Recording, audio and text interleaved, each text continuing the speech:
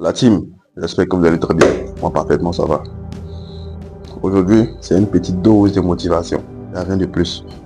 Il n'y a rien de si compliqué. On va venir traiter un sujet jusqu'à finir. Non. Aujourd'hui, je suis là pour un peu vous booster. Pour booster un peu votre confiance en vous. Pour vous dire que la difficulté que vous vivez, que vous êtes en train de vivre actuellement là, je vous assure que c'est pas la fin des choses. Je vous assure, c'est pas la fin des choses. Et la vie d'un homme même doit être compliquée.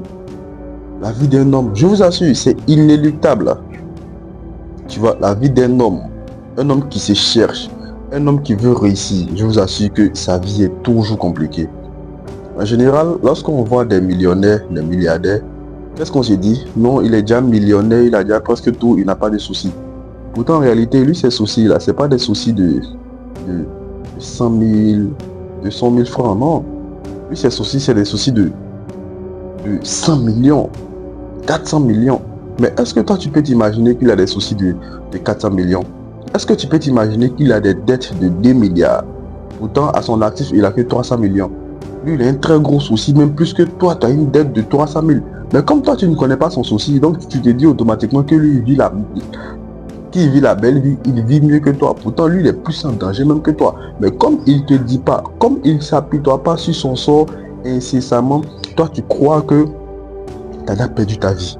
Je t'assure que sans blague, sans te mentir, tu vois, tu n'as rien perdu d'abord. Tu n'as rien perdu d'abord. Sérieusement, tu n'as rien perdu. Et aussi, c'est pas parce qu'il a des soucis de 2 milliards, de 500 millions, qu'il ne vit pas aussi de façon heureuse. Ah ouais. Ah, parce que c'est des stratégies. Il y a des stratégies après, il y a plein de choses, tranquillement. Il y a plein de choses. Je vous assure. Je ne vous dis pas comme ça d'être confortable dans votre galère, parce que moi-même, je suis quelqu'un où j'aime pas la pauvreté. Sérieusement, j'aime pas la pauvreté. Parce que, parce que aussi, tu vois, je ne défends pas aussi, genre, je ne dis pas aussi qui sont maudits, ceux qui sont pauvres, ou bien qui n'aiment pas travailler. Parce que aussi, tout le monde ne peut pas devenir riche.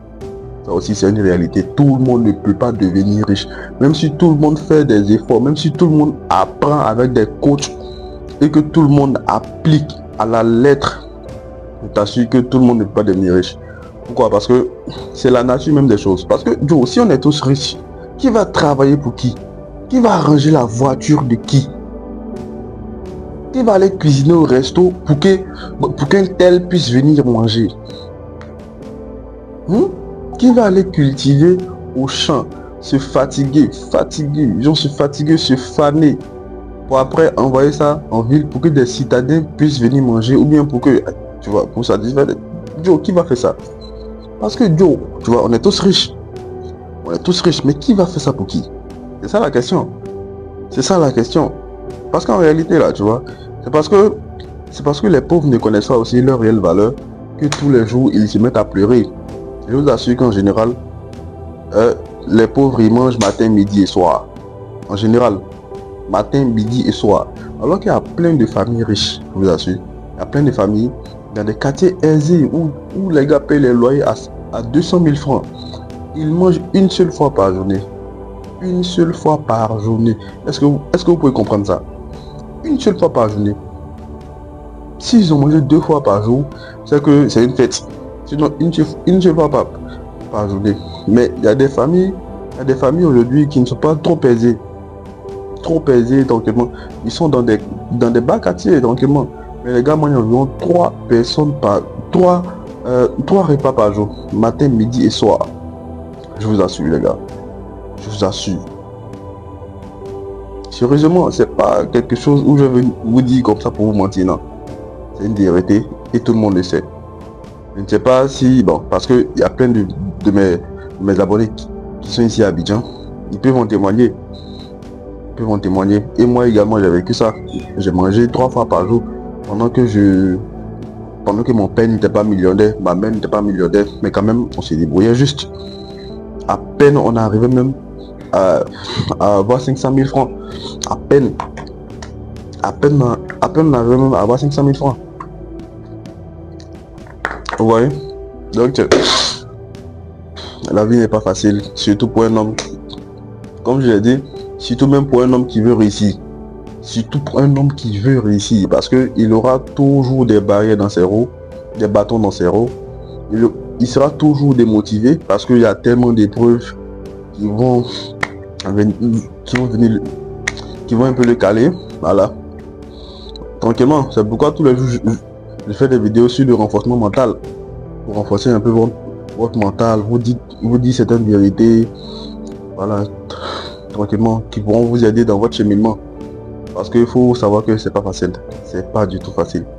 Quel que soit ce qu'on va vous dire, non, faut faire telle stratégie, tu auras plus confiance en toi, faut faire ceci, faire cela.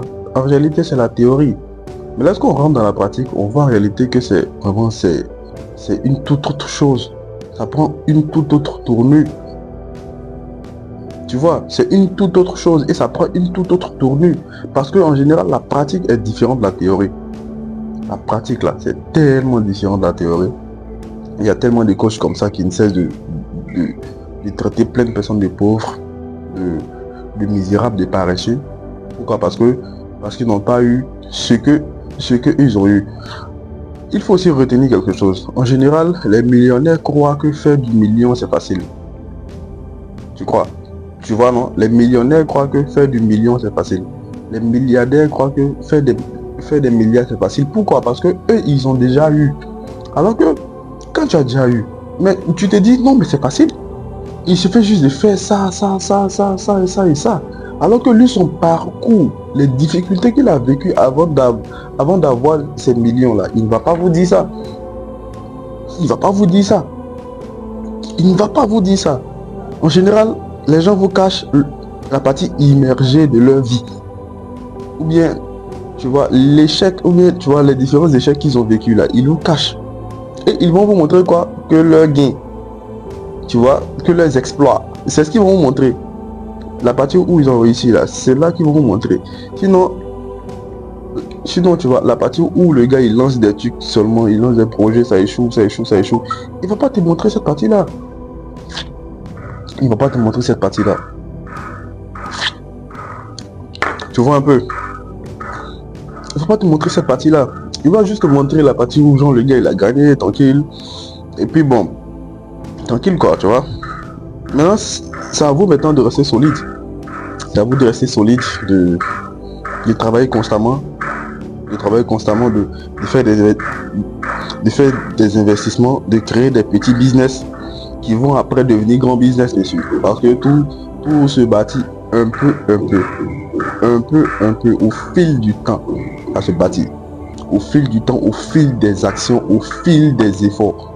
Parce que lorsque je vois des gens dire que au fil du temps seulement, je me dis bon, pourquoi pas aussi, parce que c'est au fil des efforts. Au fil des efforts, parce que tu vois, plus tu fais des efforts, plus tu as de grandes chances de gagner. Plus tu fais des efforts, plus tu as de grandes chances de gagner. Il y a un gars comme ça, il disait que faut travailler jusqu'à ce que la réussite même dit je me dois de venir chez celui-là. La réussite même doit dire que je me dois de venir chez celui-là parce qu'il a tellement travaillé, il a tellement bataillé, il a tellement souffert. Il a tellement fait toutes les causes, mais pourquoi il n'est pas venu chez lui? Il faut que la réussite même se questionne à travers ton travail, de par ton acharnement dans le travail, de par ta discipline. C'est comme ça. Sérieusement. Tu dois travailler parce que les gens vont vous dire non, faut travailler, mais aussi la santé est mieux. On a compris, la santé est bonne, c'est vrai. Tu vois, la santé est mieux. Mais aussi là, mon gars, tu n'as pas l'argent, comment tu vas te soigner? Tu n'as pas l'argent, comment tu vas te soigner? Je sais que vous allez dire non, mais pourquoi aller détériorer sa santé pour après avoir de l'argent et après revenir réparer sa santé? Non, c'est pas dans ce contexte-là. L'être humain peut changer radicalement sa vie. Tu peux changer ta vie, mais la santé n'appartient qu'à Dieu. Nous, on travaille sur tout ce qu'on peut changer. Et tout ce qu'on ne peut pas changer, là, on prie seulement pour que Dieu nous mette du bon côté des choses, c'est tout. C'est tout ce qu'on veut. Tranquillement, c'est tout ce qu'on veut. Vous voyez, donc pas du jeu. Pas du jeu. C'est compliqué, c'est vrai. On peut très bien comprendre que vraiment tu as des bâtons qui sont mis dans tes roues. Ton papa est décédé, ta maman est décédée. Tu es démotivé constamment. Tu vis avec tes oncles où les gars te maltraitent. Tranquillement. Voilà, c'est aussi compliqué. Mais est-ce que tu vas rater ta vie pour satisfaire quelques besoins? Ou bien parce que, parce que tu as ces excuses-là. En réalité, il n'y a pas d'excuses. Il n'y a pas d'excuses. Même s'ils t'ont tué, tu dois forcément te débrouiller pour réussir. Même s'ils t'ont attaché, tu dois forcément te débrouiller pour réussir. Si tu veux prendre ça comme excuse, non, non parce qu'ils m'ont attaché, parce qu'ils m'ont fait ça. Mais c'est que toi, tu vas pas vivre la réussite même c'est-à-dire tranquillement de ta vie, jusqu'à ce que tu vas mourir. Alors, pourtant, nous, on veut des personnes qui bataillent. On veut des personnes qui bataillent. Faut remarquer quelque chose. En général, le succès devient intéressant lorsque tu quittes au bas de l'échelle et que tu montres maintenant jusqu'en haut et que tu montes maintenant jusqu'en haut de l'échelle. Tu montes et tu leur montres que voilà, je t'ai quitté en bas, non? Mais voici maintenant, je suis votre leader. Tranquille. Et je m'en fous de qui. Et je m'en fous de qui ne m'aime pas. Et celui qui ne m'aime pas, qui dégage, je m'en fous de lui. Tranquille. Tranquille. C'est comme ça. Je répète, le succès devient de plus en plus intéressant lorsque tu as vécu une galère extrême par le passé. Lorsque tu as vécu une galère extrême par le passé et après tu as suivi un peu la voie, tu vois, tu t'es formé, tu as compris certaines choses, tu as commencé à travailler, tu as échoué, tu as tenu, tu as échoué, tu as tenu, tu as échoué, tu as tenu jusqu'à ce que, pum, tu réussisses. C'est là maintenant, toi, on te respecte. Sinon, quelqu'un qui est né dans la richesse, qui est né déjà dans le succès, lui, certes, on le respecte, mais on te respecte encore plus par rapport à lui. Pourquoi? Parce que tu as un mental d'acier. Et même si tu as perdu tout ce que tu as là, je t'assure que tu vas encore redevenir riche. Pourquoi? Parce que tu vas encore redevenir riche et redevenir puissant. Pourquoi? Parce que, genre, tu as déjà vécu le parcours. Tu vois, tu as vécu le processus. Donc déjà, tu vois, le plan de comment avoir telle puissance, telle richesse là, c'est déjà dans ta tête. Donc forcément là, tu n'auras plus à te fatiguer avec comment encore venir chercher. Pourtant, lui qui est né dans le confort, dans le succès là, mais donc, le gars ne connaît pas trop grand chose parce que c'est son père qui a bâti pour lui, ou même son grand-père. Tranquillement, lui, ouais, tranquille, lui, tout ce qu'il veut faire, c'est de profiter et puis, baf, et puis finir son temps, c'est fini. Tranquille, tranquillement. Mais toi, qu'est-ce que tu veux mais toi, qu'est-ce que tu as accompli? T'es quitté en bas, dans les moqueries, tu as tout traversé, tu as fait du sport, tu as devenu musclé, tu as musclé ton mental, tu as musclé presque partout, tu as travaillé, tu as bataillé, tu as laissé les femmes, tu as laissé les distractions, tu as tout laissé. Et tu deviens riche. Mais ils vont toujours te respecter. Ils vont toujours te respecter. Tous les jours, ils vont te respecter. Tous les jours, sans exception, ils vont te respecter. Tranquille. Tranquille. Donc, le fait que vous-même, que vous soyez pauvre, là, désolé du thème, parce que c'est aussi ça. Parce que le pauvre, quand on dit comme ça que tu es un pauvre, ça veut dire que, genre, il y a une probabilité aussi que tu deviennes riche. Voilà, tranquillement. Voilà. Donc, en tout cas, tu vois, on t'a qualifié de pauvre. Tu peux aussi changer cette qualification-là en bon. Tranquille. C'est un peu ça. Et puis aussi là, il faut être optimiste. Il faut être optimiste. L'optimisme. Ah, tu vois, c'est l'essence de la vie. C'est parce que celui qui n'est pas optimiste, mais Joe, il va toi arrêter. Hein. Il va toi arrêter. Dans ma précédente vidéo, qu'est-ce qu'elle dit? La vie même, c'est comme un graphique. Comme un graphique.